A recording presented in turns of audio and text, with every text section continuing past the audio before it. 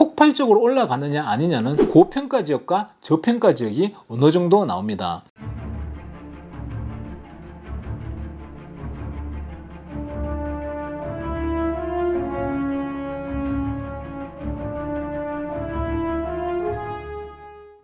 안녕하세요, 제이정입니다. 초보 부동산 투자자들이 조심해야 하는 8가지 중에 6번째 시간입니다. 6번째, 저평가되어 있는 지역을 찾아서 투자를 하자입니다. 누구나 원하는 거겠죠? 올라간다 내려간다를 떠나서 지금 현재 저평가되어 있는 것이 있느냐 아니면 고평가되어 있느냐 이를 잘 봐야 합니다. 어디가 더 발전 가능성이 있어서 앞으로 더 올라갈 거다, 이런 말씀을 드리는 것이 아닙니다. 제가 타주에 투자를 하고자 할 때 즐겨 쓰는 저평가를 이렇게 골라내는 방법을 이렇게 대충 조금만 이렇게 소개를 시켜드리겠습니다. 왜냐하면 그것보다도 딴 것도 사실 좀 많이 보긴 봐야 됩니다. 지금 소개해드리는 지역은 실제로 있는 도시이고요. 그 지역의 사람들이 제가 이렇게 그냥 비교를 해가지고 지역을 대놓고 이름을 내버리면 그 지역 사람들이 별로 좋아하지 않을 것 같으니까 지역명은 그냥 A 그리고 B로 하겠습니다. A를 보시면 이렇게 지난 몇 년 동안 인구 유입이 지속적으로 있는 동네입니다. B 지역 역시도 인구 유입이 되기는 하지만 A 지역만큼은 아닙니다. 거의 2배 이상의 차이가 나죠. 정확하게 A 지역의 인구 유입이 B 지역보다 지난 10년간 38%가 차이 나게 증가했습니다. 자, 그러면 가격을 한번 봅시다. 양쪽을 봤을 때 같은 기간 비슷한 퍼센테이지로 올라갔습니다. 그리고 양쪽 지역의 매물을 3개 정도씩 비교를 해봅니다.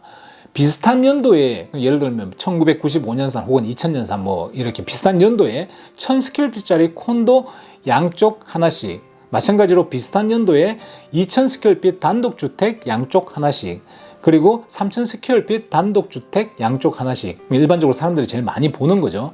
만약에 이 양쪽의 가격이 비슷하게 형성되어 있다면 평균 가격이 A 쪽이 B 쪽보다 좀 더 높은 이유는 A 지역에 되게 큰 집이 좀 몇 개 좀 있기 때문입니다. 아주 큰 집 있지 않습니까? 뭐 6밀리언, 8밀리언 하는 그런 집들이 좀 있기 때문이지 집값 자체가 두 지역의 차이가 나는 것은 아니라는 것입니다. 이 부분에서 집값 평균 가격의 차이의 오류를 간단하게 걷어낼 수 있는 것입니다. 자, 그러면 대충 한번 계산을 해봅시다. 양쪽 다 인구가 1000명이 있었습니다.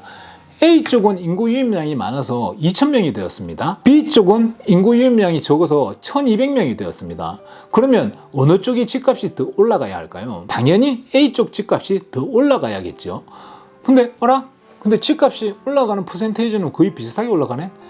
많은 바이어가 관심을 가진다. 그러면 집값이 올라간다. 이거는 공식입니다. 1+1은 2. 수요와 공급의 법칙에 의한 너무나도 자연스러운 공식이죠. 그렇다면 급격하게 사람들이 들어오는 A 지역이 저평가되어 있든지 아니면 사람들이 많이 오지 않는 지역인 B 쪽이 고평가되어 있든지 둘 중 하나겠죠. 그러면 공급 쪽을 봐야 합니다. 첫째로 봐야 하는 것은 두 지역 중에 새 집을 많이 짓는 쪽이 어디냐는 거죠.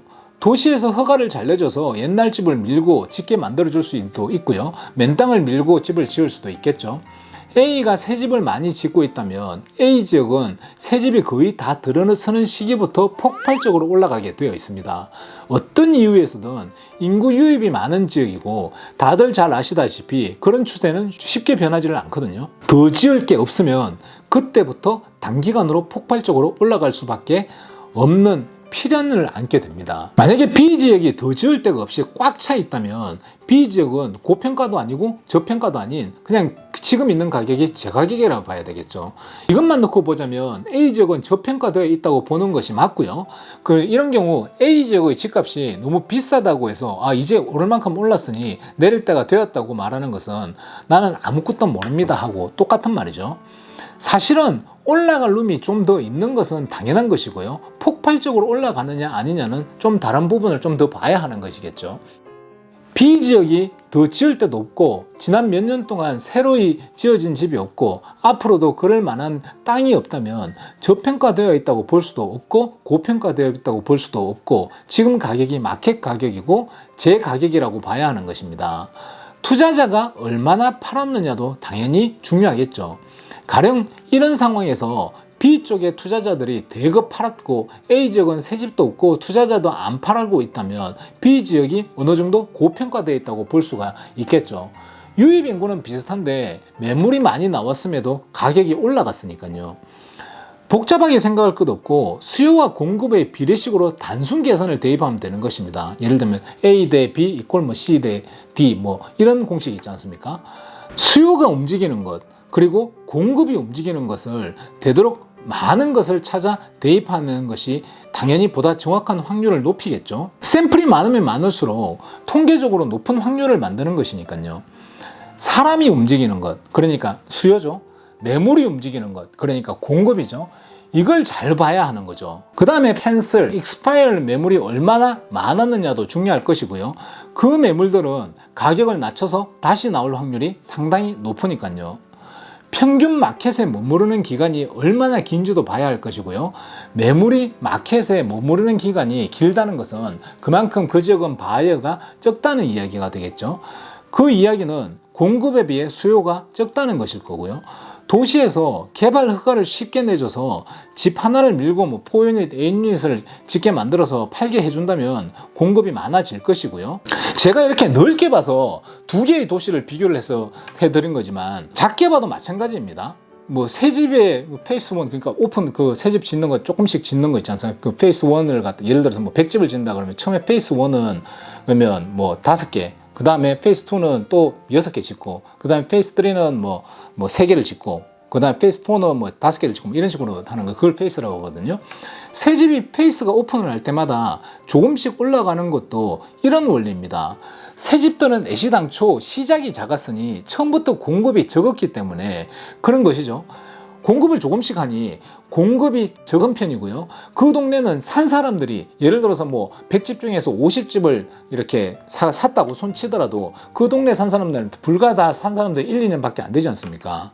그렇기 때문에 거기에서 팔 사람들이 별로 없는 것입니다. 그렇기 때문에 거기에서 또 공급이 별로 없는 것입니다. 10년 정도 된 집들 같은 경우는 기존에 오래 보유하고 있던 집 주인들이 때가 돼서 팔려고 하는 사람들이 있으니까 그쪽에서 공급이 당연히 생기는 것이고요. 지역을 이런 식으로 도시 전체로 넓게 보든 카운티로 보든 작은 타운으로 보든 사람의 흐름과 매물의 흐름을 보면 고평가 지역과 저평가 지역이 어느 정도 나옵니다. 물론 그 외에 여러 가지 볼 것이 많습니다. 하지만 이런 식으로 사람과 매물의 흐름으로 기준을 정해 놓으면 90%는 정확합니다. 당연히 안정감과 자신이 투자에 대한 중심이 잘 잡을 수 있게 됩니다. 이상입니다. 도움이 되셨으면 좋겠습니다. 그리고 다음 시간에는 초보 부동산 투자자들을 위한 이야기 7번째 이야기로 다시 찾아뵙도록 하겠습니다. 감사합니다. 따봉!